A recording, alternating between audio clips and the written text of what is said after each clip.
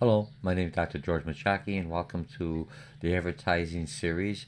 Today, this lesson is going to be on Chapter 7, Research, Gathering Information for Advertising Plan. You're taking me on an online class. You're taking me either on a face-to-face class or one of my workshops. You will be doing a advertising plan or integrated marketing communication plan. Remember, advertising is the mouthpiece. I keep on repeating it over and over. So in your mind, advertising is the mouthpiece, the medium of an integrated marketing plan, or what we would call integrated marketing communication. Just so you remember that fact. So let's go into the chapter objectives. We're going to be talking, what do I do with all this data, secondary data, or where do I get this data once I've collected data? There's a lot of information. I collect a lot of data. It doesn't do any good unless I could categorize it, summarize it, and come up with some kind of inference. Of what is this data telling me? Once I understand what this data is telling me, I could be able to respond adequately with my advertising, my communication plan, because now I understand my customer base. Okay, so let's look at applying advertising research. We're going to talk about the difference between qualitative methods of intense techniques and quantitative. One is more of a touch and feelings, more of a survey, trying to find out about the attitude, the insight, the psychological. It's kind of hard to quantify it, but we do out of business through statistical analysis and logarithms that are created through different software that we could kind of predict what certain cause and effect. If I raise prices, what's going to be the impact on the individual purchasing my product or not, or is it going to, or certain ads, if I do too much of a frequency, does it become more of a spam versus than a awareness campaign? And all that has to come up with research data. I mean, you're researching to find out who your customers are, that we're doing for the previous chapters, but you also have to take this research information for, I did an advertising ad, I spent money here, I think the customer's going to react this way, but they're reacting another way. What do I do? Oh my gosh, do I stop? No, I'm an advertising. I'm a flexible. I take the environment. I look at the environment. I love the environment because the environment is changing. Things are changing, so I have to look at it. I've done my best research and I've put the product out, and now I got to tweak it along the way. That is a good advertising. So you had the first ad, and if it doesn't come out right, you kind of just change it a little bit. You don't have to come out, oh, we made a mistake, unless somebody really brings it to your attention in advertising. You have to admit your errors, but otherwise you could be subtly just change it, and most consumers may not pick up on that. Okay, so let's see our objectives are going to be on here. Okay, first of our objectives, what are you going to learn out of the reading? And I'm gonna, like I always, I'm gonna try to minimize this to under an hour. Elaborate on the purpose of IMC, Integrated Marketing Communication Research. You have to know how I'm gonna communicate with the individuals. But once I created the message, remember, because a lot of my message, unless it's, and sometimes my interactive, I'm doing something online where I'm interacting real time with the clientele, which is very like a Twitter or some of the social networks, or even some programs that make interaction while you're buying, the avatar coming up there. I can make my adjustment very quickly. But remember, there's data coming in. I have to be able to capture that data, not just data out there to one individual, because it may be one individual talking to this person, but there may be a lot of other clients or customers communicating to other individuals that are representing the organization through my advertising ad. If it's, call this number here, or call this help line, or call this number to sign up and a one-time offer you have within the next 20 minutes, and if something's going wrong, I should be able to capture that data from the research and able to make those adjustments right away, as to keep the marketing, the communication process very rich and very positive going forward, but also collecting data that's very effective and efficient for me in reverse, because that's what I'm looking for from advertising. Take that data so I can build my next marketing campaign or my next communication, and each time I understand it. I utilize sometimes Dragon software for dictation when I'm doing online classes, because I do a lot of forum. I'm very interactive in them. Those who have me in class online, if this is a supplement to your online class. But what happens with that, it learns how I speak, even though I got to draw. Same with you, when you're looking at me the first time you take in or look at this video, say, man, this guy talks quick. I try to sometimes slow down. This morning I had my coffee, I get a little wired. Just think when I was a little older, younger, how active I am. Remember, in marketing and in advertising, you have to show that enthusiasm, not nervousness, enthusiasm. I'm enthusiastic. I love the subject area. I have to be, oh, please buy my product. Come on. Hey, buy my product. It's going to give you energy. It's going to do this. It's going to make you look good. It rubs off. So if you're going to be in marketing, I know we all have our sad days, and I'm throwing on the other side. To understand the whole marketing, advertising. But in those days, pick yourself up, the jingle, and everything else. Some of you, when you did in the last ad, when I asked you to come up with your favorite ads, you picked up some real good favorite ads. Now build on that, okay? So recognize the difference between pre-testing and this one is always comes up as post-testing, and you put it together. Academics put it together. Grammar checks hate it, always get it wrong. You always got to add it in there. But how do I know if something's if my advertising is working properly? All the pre-testing is before. Let's say if I want to try to change an attitude of a market niche for a certain product or a certain color or a certain taste of my service or something. So I have to have a baseline. And politicians do this. Where are we at now? Mr. Politician, your ratings is at 20%. Terrible, terrible. You're the worst politician that we ever had. I don't want to name anything because I'm teaching a class. I don't take political sides. So you're the worst politician you ever had. Oh my goodness, what do I do? We got this ad. We got this ad campaign to bring up your numbers. We're going to change the attitude. We're going to show you a little baby or whatever. I'm just making this up. We're going to show you more sociable, more friendlier, or something. So now you have a baseline, 20%. They run the ads, and then they do another survey, maybe similar or a random survey, and they see now from the 20%, it has confidence levels, it's valid and everything else, and now it increased by 30% to say, hey, look, Mr. Politician, you have a favorable rating of 40%. Now, they don't like you. 60% is still terrible. You want to have a higher one, but you see the ratings improving. So now what you're doing, so you have to pre-test, and pre-test is basically a baseline. What's the attitude now? And then you have a poll test. After I run the ads, or after I do my research, or after I do my findings, and I change something, did it actually change something? And that's when you had the Hawthorne studies, they had the lighting for motivation. Remember, this is part of motivation, is taking something what you've learned in your psychology classes, your intro to business classes, or management classes. How do I motivate individuals? It's the same things. How do I motivate customers to buy my product? But utilizing the same concepts, only utilizing, instead of motivating them to work harder, motivate them to purchase my product. And so what the Hawthorne studies in a quick, very few sentences, they changed the lightings, and then all the people started working faster, and they said, oh, wow, this is good. So let's do a hypothesis. You take away the stimuli, which was the new lighting. They took away the stimuli, but people are still working more. What was the result? The result was that people needed the attention. They wanted to be part of it. They were involved in that. And if I'm involved in it, I'm more motivated to work for the organization without the stimuli. So that's why if you're looking more to advertising, social media going forward now, taking that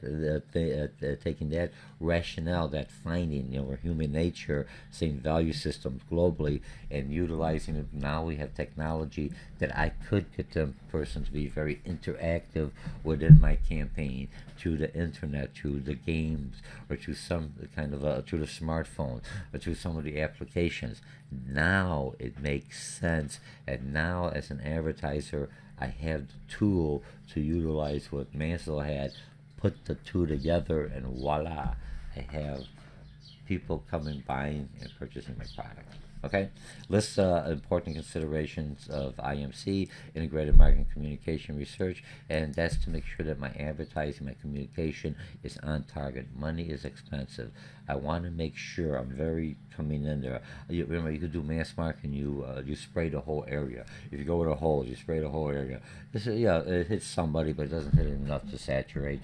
But if I saturate, take a soaker holes, on watering, and I put in a certain area, I could saturate a lot more water and have a higher return or yield on my grass because there's a better concentration in an area that needs more water than just a light spray, a little mist going everywhere. Okay, so what is marketing research? You already have access to my concept maps, the reading. And so right here I got the whole exhibit, so we're not going to go with this. I'll close these all off. And so I'm going to go. Market research basically, the fundamentals. Remember, this is an introduction class. I use basically a lot because in this class here, you're learning what marketing is. You're learning, you're learning what advertising is, how it fits into the marketing concept, integrated marketing campaign. So you're learning a fundamental understanding. Once I understand the fundamentals, I can answer a lot of questions on the quizzes. Those of you who've already taken the quizzes, you're doing well.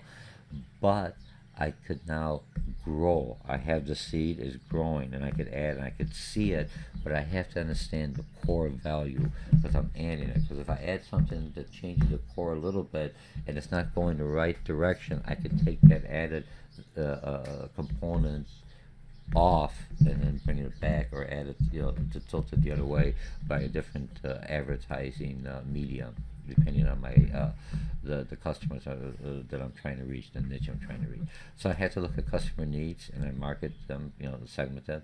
I look at the product development. Has the product changed more? And I had to assist the customer to understand this is a more improved need. And I use the iPhone, Apple's watch. There've been many out there for the smart, for the health, but this one does everything all at once. And I may do it, but I'm waiting for the price to come down. I'm very price conscious. I'm a baby boomer. Come on, I'm very price conscious on that. Access effectiveness of the ads. Financial planning. How much is it going to cost me, and how much return? And I'm going to find out some ads. If I run the ads pay a little bit more, I get a higher return. Other ads, if I pay a little bit less, I may lose money. And it all depends on the customers and the ads and who I'm going to reach and the frequency that we're going to be talking about and the exposure rate. And the quality control. How much quality do I want in the ads? If you're going to have ads, you're running and they forget the words or it's all staticky, people aren't going to listen to it, okay? The purpose of the ads: recruit new customers or retain current customers. A lot of times you see ads to get new customers, but they forget about me, the existing customer. I see the new customer gets all this deal. I got 1 year contract. Man, I'm stuck with all this. Okay, so you had to have something to say, hey, the existing customer, it costs me less to maintain them because they know it, they know the system.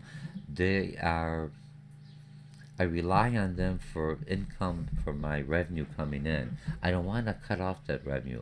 The one thing when a lot of salespeople and advertising, when you're doing for manufacturing, business to business, what happens is they forget.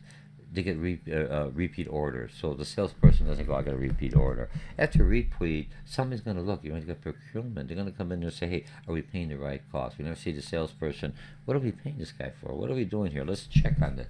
They might have not been at the organization, and the whole structure changed. There's a new procurement officer. The organization changed how it buys product. Now it's evaluating every 6 months or every 2 months instead of every 6 months. You have to be more active because my competitor understands that, and he or she has new products. Okay.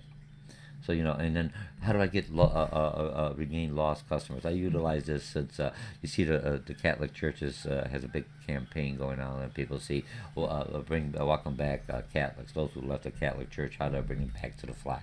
Because if you don't have a flock, you don't have donation. You have donations. You see the religious, whether it's a Catholic Church or Protestant, or Muslims, or Islam. It doesn't make a difference. It's irrelevant. You have to have people. If they're leaving by large quantities, you can have less resources. You try to. So how do I bring those back? They've already been there. Something happened, upset them. What do I do to change to bring that customer or clientele back? Okay, that's basically what the research is going to tell me. Now, 10 top research firms. Nelson Company, you're out there. IMS Health, Sympathy. The book does a real nice job. Here's the headquarters. Here's the revenue that they're making. Change from the revenue. So they're increasing. This one went down. This one did pretty good. A lot of these. So which one went down?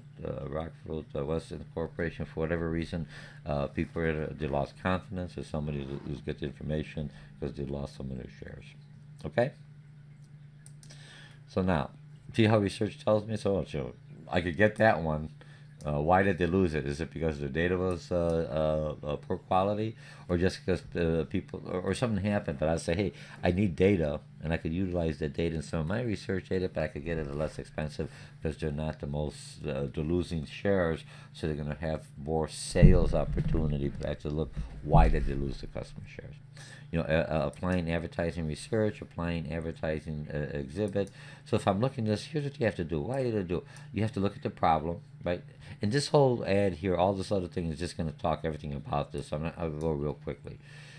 I'm looking at my advertising strategy. What's my strategy? My timing. Before creative work begins, I have to begin my timing. I have to product concept definition. Who's my target audience? I got a new product. Who am I going to target to? What kind of media selection? That's what you're looking at now when you're coming up with new advertising. Message element. What I'm going to send. Is it going to be controversial? Is it going to be what? It depends on the audience I'm sending to. What kind of techniques? What's the attitude? What's the usage of the studies?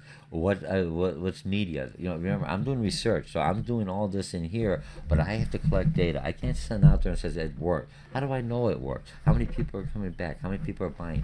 Creative concept research before agency production. You can't do a creative concept, so you do some testing. Concept testing. Name the testing. Is this a good name? Once you spend all the money and it goes out there, you don't want to pull it back because you don't want to confuse your audience. It looks like you don't know what you're doing. But sometimes you've seen some that they made a mistake. They changed the ad and they played on it. So now people said, did they do this on purpose, or are they manipulating this, or they took something that came out negative and turned it around to positive. That's part of marketing. That's the fun of marketing. If you're a person who's creative, and a person who likes to, you've got your creativity going out there, but remember, your creativity has to be controlled. You have to be able to make sure that what you're coming out with your ideas, it's not only you, it's a thousand or millions of individuals see it to the same light. Because if it doesn't, you've lost it. It is a nice idea, but only you like it. Who cares? I'm trying to get a lot of people to come to my product or to my service through the communication, and that's why companies hire me, or that's why I'm working, or that's what I'm trying to do with my advertising dollars or money or talent to bring people into to look at my service, or to buy my service, or to motivate, or to be aware of what I'm doing. Okay, and that could be nonprofit also. I got a nonprofit cause for whatever reason. How do I get people to come into? I work a lot on emotions, but I still want them to come in and sign up all the time. Look at the Red Cross, Salvation Army, good agencies, but they're always coming in your face. They're not in your face, in your space. They're always coming out there reminding you what we do. See the Red Cross emblem, so you know that they are actually working for you. And then you had the pre-testing before. You had the print testing. You print it out, have some surveys, see if it comes out on time, see if they could deliver like they say, and then you do certain segment areas before you go out to different ones. And then post-testing after the ad runs, after a campaign has run, advertising or research your problem. Did it actually change customers' attitude? What you're trying to do in this stage? And did aided recall, unaided recall, attitude testing? And I'll go into those two little areas. But when you look at aided recall, where the heck am I having here? Pre-testing, I'll put your motives, okay. Post-testing, this is what changed. Okay, well, we're good in here. I think I'll leave this as this. You could do it with your reading, because I'll be underneath there, side by side. And if I look at this one, you know what I mean? So pretesting, merchandising, I'm looking at the markets, I'm looking at motive messages. All this is just putting in a protest of whether and how to continue. If I see the growth, I remember if it's growing, I want to make sure I don't all of a sudden one day stop it. See it to stop the growth. I want to make sure it's maintaining. And what am I doing? Is it actually working? And how to change it? And how to spend and how much to spend in the future. If I thought I was going to get 100% return, I only got 20% return. I'm not going to spend that much of the money going forward. Say, hey, look, I don't care how much the ads are. I only get 20% return for what I'm trying to solve within this medium. Doesn't mean that the ad is right. It might just be the medium. I did it as a jingle, but maybe I should have done it on TV where they see it more of a visual. With the same jingle would be more effective. And then basically, and then you have your radio ad will reflect it because I hear the jingle and I saw it in a print media or on a television or in a show or something else that helps me retain it. So remember, everything you learned in psychology ties in here, okay? Steps in a research project. This is going to be real quickly. You're going to have secondary data is real easy, internal, external, right? So what are you going to do? I'm going to analyze the situation. Here's the exhibit. I'm going to use the exhibit, and this makes it very easy. So we're visual. So I'm going to analyze the situation, the problem, and define the problem. Make sure you understand what the problem is. Remember, you're not looking at it could be a problem for the company, or it could be a problem that I see consumers don't realize they have this problem, and I'm trying to advertise to make them aware, even if they weren't. So, man, that sounds just like me. That's me. I got the same issue. To buy my product. You see a lot of companies do that. Or it's a problem or something that or a company or the product is suffering. The growth isn't down. It's in a decline stage in the product life cycle. Conduct informal research, exploratory research. Primary data costing more. Always do secondary data first. Internally, did we have some issue like this within the organization? What data have we collected from our customers when they register their products, and we ask them, are you Catholic, are you a Protestant, are you a Muslim, or whatever, what's your sport, do you like football, baseball, and they're getting all that information, they're collecting the data. You're just trying to register a product to make sure if it blows up or something happens, they call you back, or if it's a defective product, they know who's the original owner. But they get all this other information. They could sell that information as secondary data if it's a competitive advantage to keep it to themselves. If not, they do it to somebody. Remember, you're learning everything else that advertising is doing. You're not only communication, talking about the customer, going to, about your product, you're also trying to get information from your customer through your advertising or through interactive communication, so you have data so you can build on the next ad, so you could know what the next product is, you could know the likes and findings, you have an understanding of the emotions of the individual. I'm very emotional about this, but this is what advertising is supposed to do, okay? So then you establish research objectives, you conduct your qualitative, that's the surveys and everything else, and you take that information and you put it in a quantitative. What's my cause and effect? In business and everything else, statistics and a lot of your your programs, your statistical analysis program, your logarithm, or if the price increases by so much, the software in there, how much of increase in your market share if you put in these factors about your customers, your behaviors, and it's pretty accurate, pretty darn close. I mean, if you look at it, maybe about like 95% accurate, they kind of know certain things. I mean, they can miss it sometimes, because attitudes change overnight. Depends what happens with people. People are people. But majority, if I have a stable situation, environment stable, fairly accurate with a lot of the software. Okay, so that's all. Everything else is in here. And then what do I do with the report findings so I know what to do next time? Okay. Okay, so let's go into quantitative. I'm going to do the review on that. And if I look at qualitative, not quantitative, qualitative is projective techniques, feelings, attitudes, interests, opinions, needs, and motives. That's inside of me. It's hard to pull out of me. Just that intrinsic. Remember when we talked about Maslow or Herzberg or some of the motivation theorists that you were into psychology and learn in management and business, how to motivate them to work. We utilize the same conceptual ideas how to motivate them to buy my products, and we utilize that through the visual, through the communication arm of marketing, which is we're studying right now is advertising. So now how do I get that? I go through focus group, through observation, or have people like myself. I know a lot about community colleges because I teach within the community colleges as a lecturer within the community colleges, or what someone may call a contractor or an adjunct instructor. But I could find out more from internally. I'm not. I'm within the system, but without the system. So I am kind of like that transit individual that could see. I'm a good observer. No threat. I understand both sides. I have access to the students. I have access also to the administration. So it works a little different. And that's how I research. So when I do research on community, my research a topic when I did for my dissertation was international business, focusing on community college. Very little international. I focused international. When I'm looking at marketing, that's how you do it. Advertising, I have to do this side. And that could be international. It could be Mexico's one of our host countries, or in the same continent, or Canada.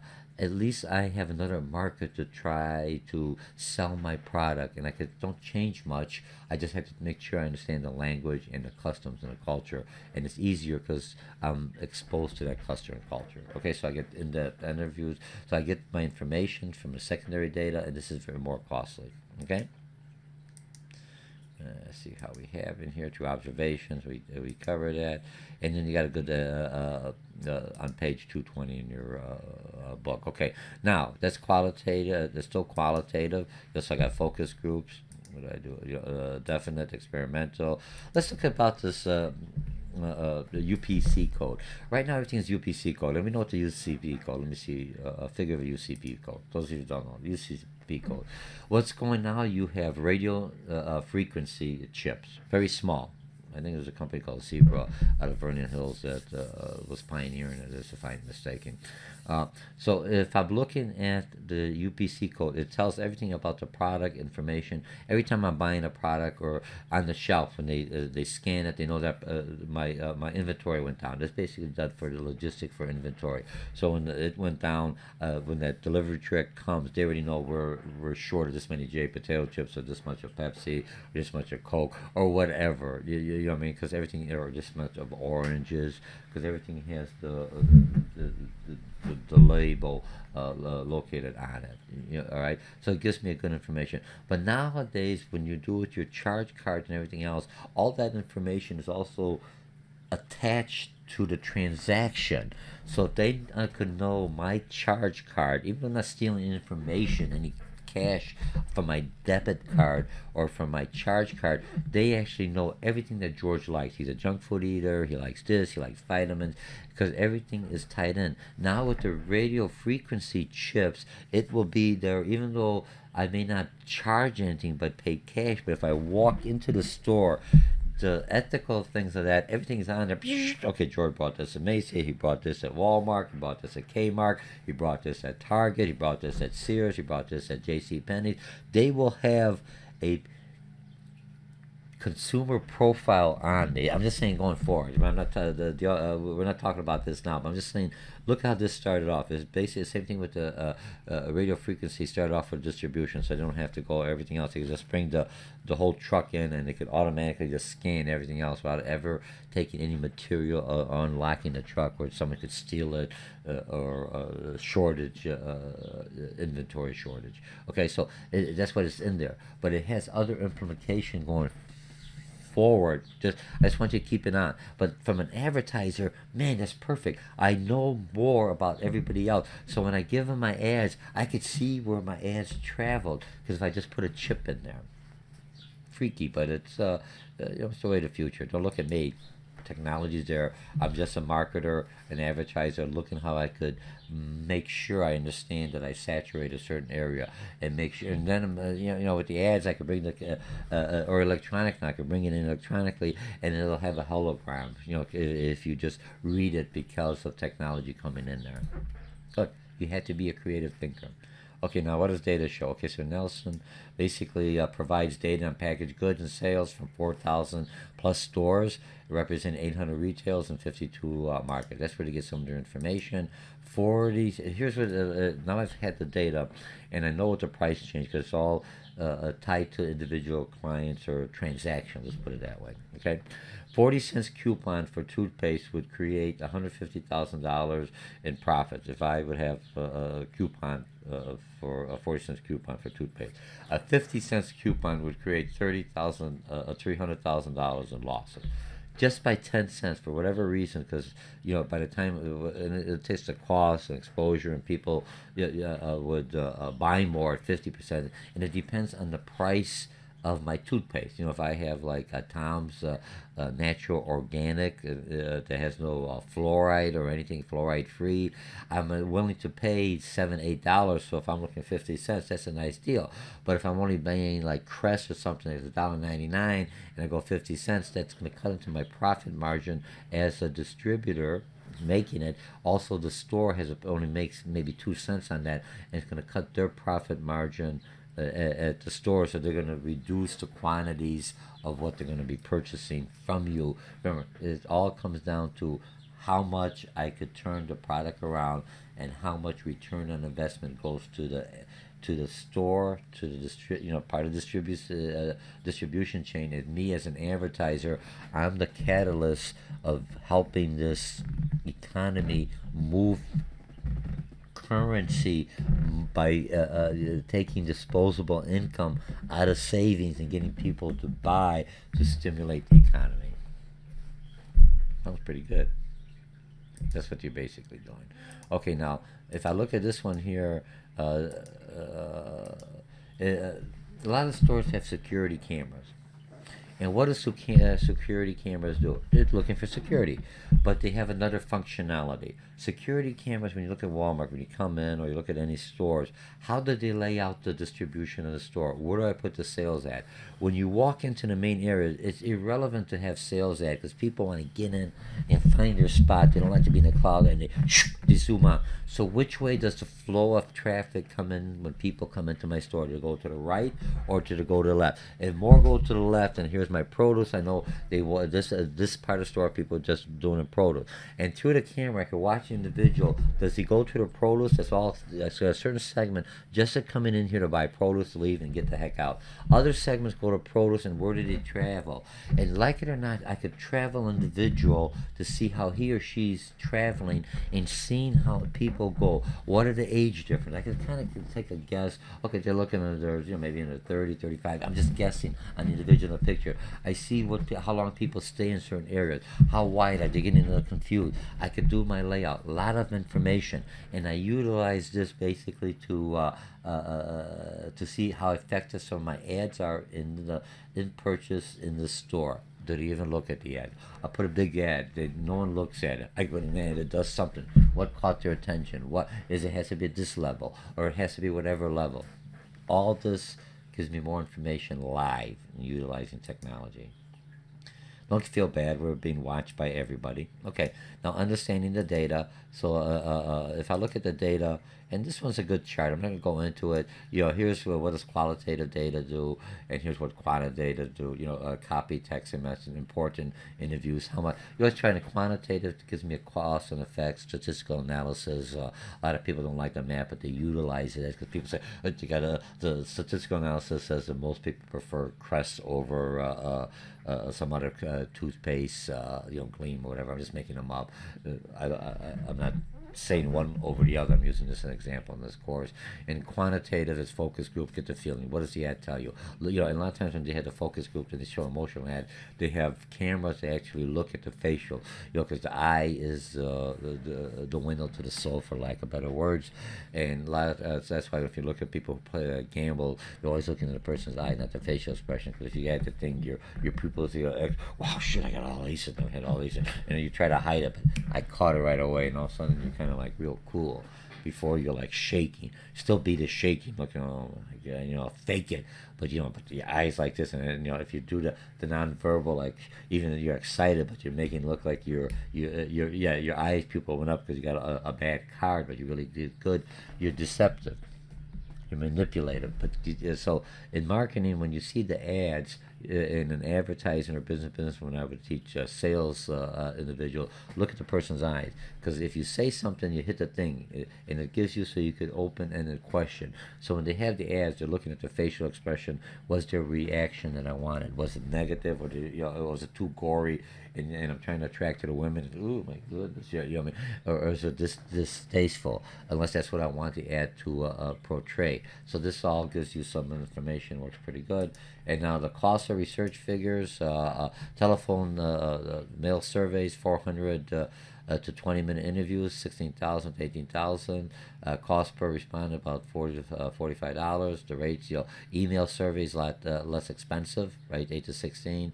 Focus groups, again, focus groups cost you more because you have to have a facilitator. You do here also, but you have to make sure. What if you have you have to first select individuals into focus groups that represent the population out there. So there's a little more factors going in there. It has some good, nice sites in here. There's something for your reading. Remember, I'm just exposing you to it, so you have a general information. Okay, now let's see. We'll get moving here. Okay, methods for pre-testing. You have all these, direct questions. We did print ads. Direct question, ask questions. You have focus groups, moderate to free wheeling. Print ads. This everything else you could put in there. Order merit of the test. Sees, and this is tied in for pre-testing prior. Sees two more ads and arrange them in the rank. Which ones they think are better?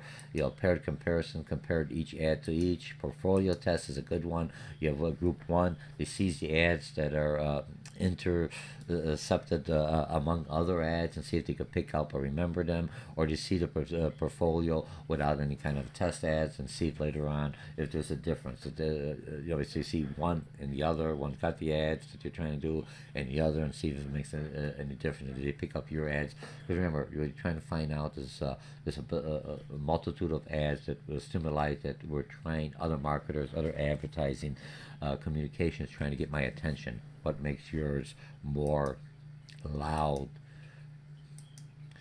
to get me to look at you? It's your Mac magazines and direct mailing. So that's the bad. That broadcasting, you have a trailer test. Commercials, views, and trailers at shopping centers. Do you like the ad? Just get instant. You just see, hey, take a look at this ad. Anyone who's going to come in there and look at it. It's another way of looking at it. Measure coupon redemption through that. Theater test. People have clickers that say you get a free popcorn if you respond to this. There's always got to be something to motivate. You're not going to do it because you want to get data on them. If you do this and everyone gets a free M&Ms, and it may be M&Ms or Mars candies that's trying to get some response. So you're gonna give them. So you do two things: they look at the ads for you, and you give them something to taste the ad as a sample, and then later on you can say, "Did you like the sample that you received?" Light telecast and sales experimental. If I look at the clutter test, is a test of commercials showing with non-competing ones and direct weaknesses. Okay, and then in-house test. These are just some methods for pre-testing. To do the research, I have to know what my baseline is. I know what the customers see now, what are they exposed to now, and now, okay, so this is where they're at. And now I have my baseline. Now does my ad change the cause or change what I wanted to do through the post-testing? So let's go into the post-testing. Post-testing is afterward, and sometimes if you have any spell check, you don't want to always change it. Just put hyphen between there, and it'll never bother you again. Aid a recall, relationship reader, jogs your memories. There's something in there, like in one of the forums, someone said that Disney. Whenever you think of Disney, if you've been to a Disney park, you're thinking of good memories for your little kids, with your family, so you try to bring your family and everything else back in there.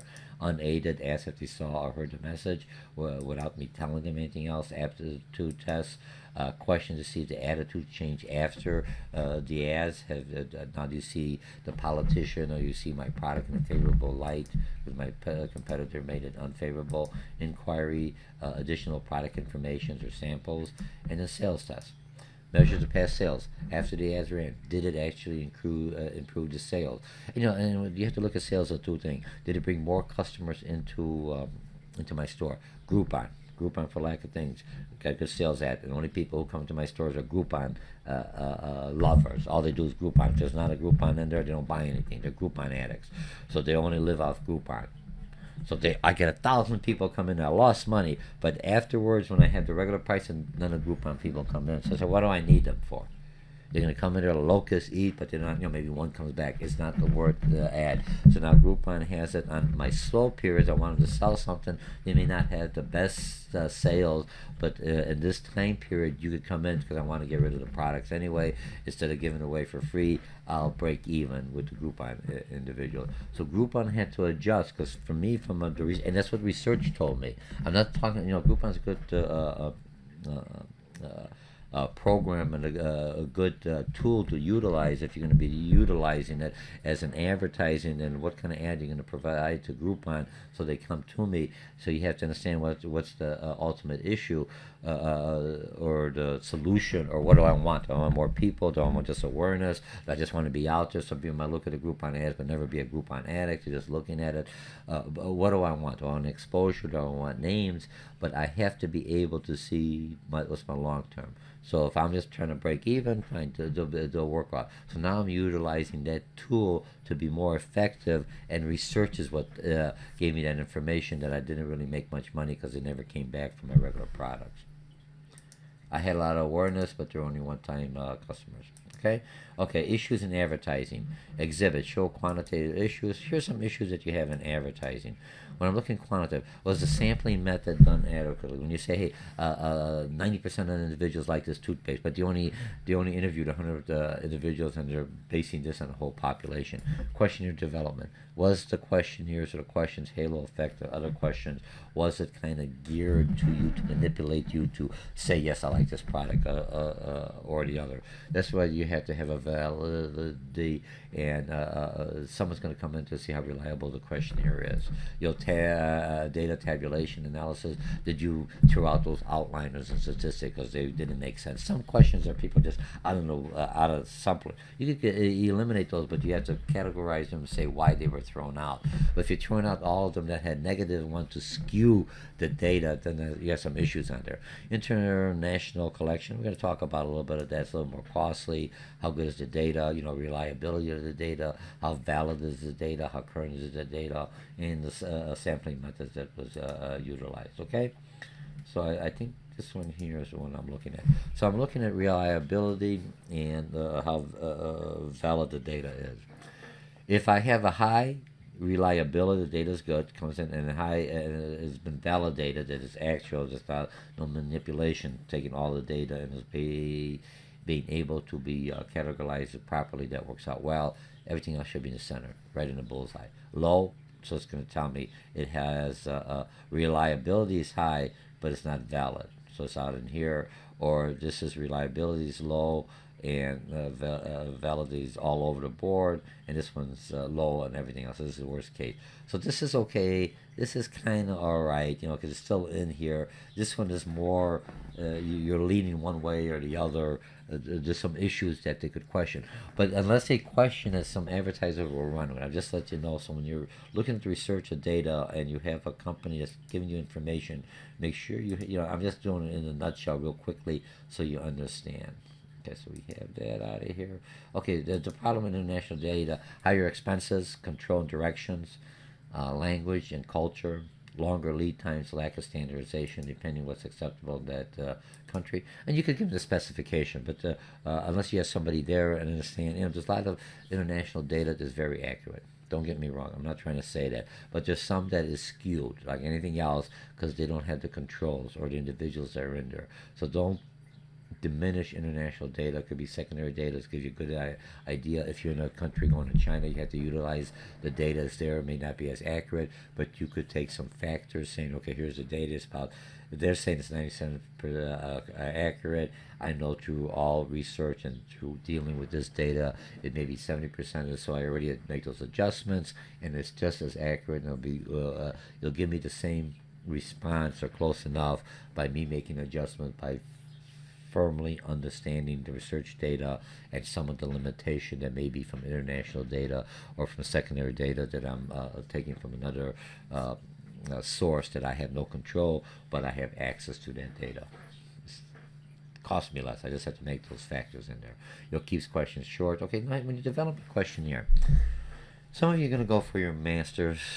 Some of you are going to have a questionnaire anyway. What you have to understand, what are you trying to find out? Do they like my product as an attitude, or do you want to know what's the price? And you have to know what you're trying to get out of the survey.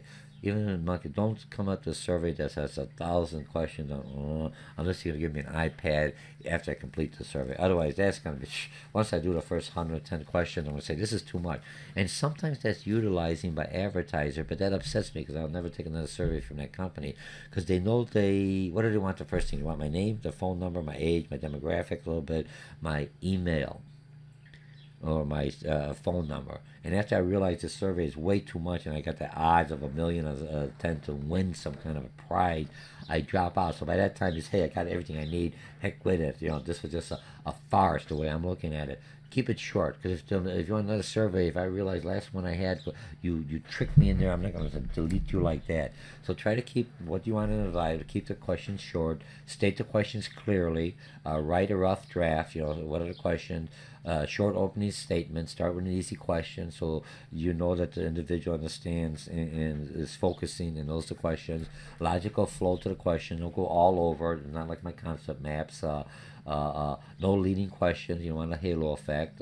Use cross-checking, so you have other questions asked in different ways, like you do some of the quizzes that you're taking for the final exams. You have the question asked here, so you understand the concept. Now they turn the concept around and looking at other variable or other aspect of the concept. Still the same question, still the same outcome, and you go, which one's right? You're not sure anymore.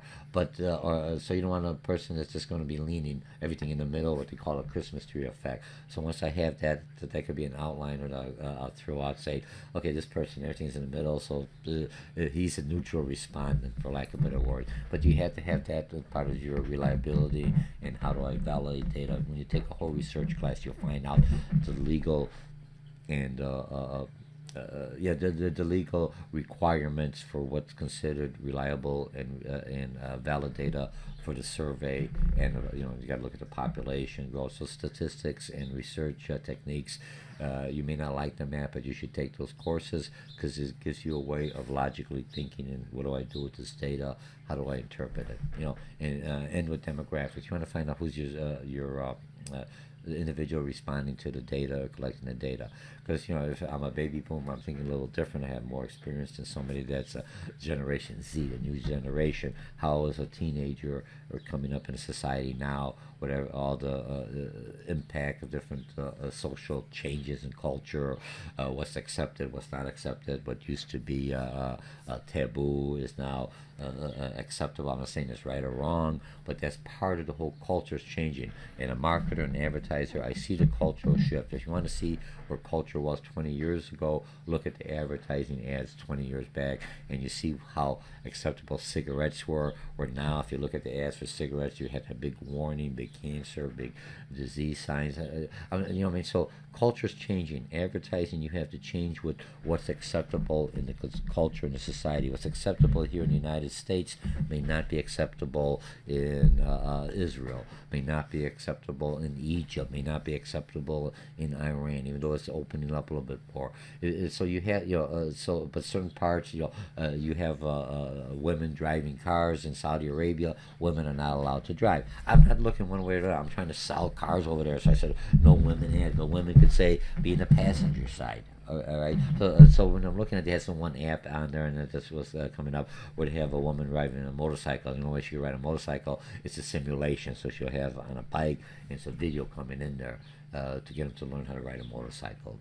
All right, yeah. I thought it was kind of unique, but it was targeting that ad. It could have been a social message also, indirectly going into to the government. But see, advertising is this powerful means of communication. You have to utilize it with respect to the host country. If you're an advertiser, you have to utilize it to respect the client you're respecting and to the customer base. What's acceptable to the customer base? If I'm advertising to heavy music or heavy rock. It's a little different. They're a lot more open to a little more visual, provocative, for lack of better words, advertising versus a baby boom. But but if you're looking at a lot of agencies, you may have older individuals looking at that, but they have younger individuals to say, here's what's going to sell to that target market. That's how I understand. And remember, that's through their eyes, but I had to still do the testing and research. That's what this whole chapter is, how you're going to do testing and research. When you're doing the paper, you're not going to have to do any really testing, pro-test, or pre-test, or post-testing, but you're going to have to just say, here's how I would do. I'll be pre-testing here, and I think, you're just going to make an assumption here. You don't have to do the whole testing for my the final paper. Remember, this course here, this series, is that understanding to understand it. When you're in the business, you're going to either hire the agency will be able to do it, or the statistical research companies. That's their whole job. When I was doing for my dissertation, even when I came up with the statistics, I had to come up with all this. I still supplied the information to a statistical organization that was giving that would give you a discount as a student going for the doctoral or your master's degree, to validate and make sure your data is reliable, and gives you another analysis, so it helps your research findings. There's nothing wrong with that. You come up with this, you want somebody else to a second opinion, make sure that the research finding is accurate, so when you're presenting it, you're not embarrassed, and other individuals say actually he or she is actually adding new data to this information. Okay, I know I went a little bit more on this. Remember, for a lot of you who are online, this is your lecture, so you're not just reading a book, you're not out there by yourself. I'm trying to bring this class as I enjoy advertising, marketing. I mean, whether you're a manager and you're looking at how do I advertise for new employees, or how do I advertise if I'm a company trying to bring improve my product line, or how do I market myself, how do I advertise myself, and all this, what you're learning here, you could utilize it. Trust me, double major marketing, I have to be able to manage it, but I have to have the creative side, and that's what advertising. It takes the right side of the brain, the left side of the brain, and I have the two married together. All right, so advertising, the communication, the research data, you have to understand, is your ad effective? Is it reaching the people? How much is the frequency? And do I utilize the same media going forward, or what do I change when I'm going to a different market, a different culture? My name is Dr. George Mochocki, and we'll see you in the forums, and I'll see you in our next Chapter 7 series, which will be coming up shortly. Bye.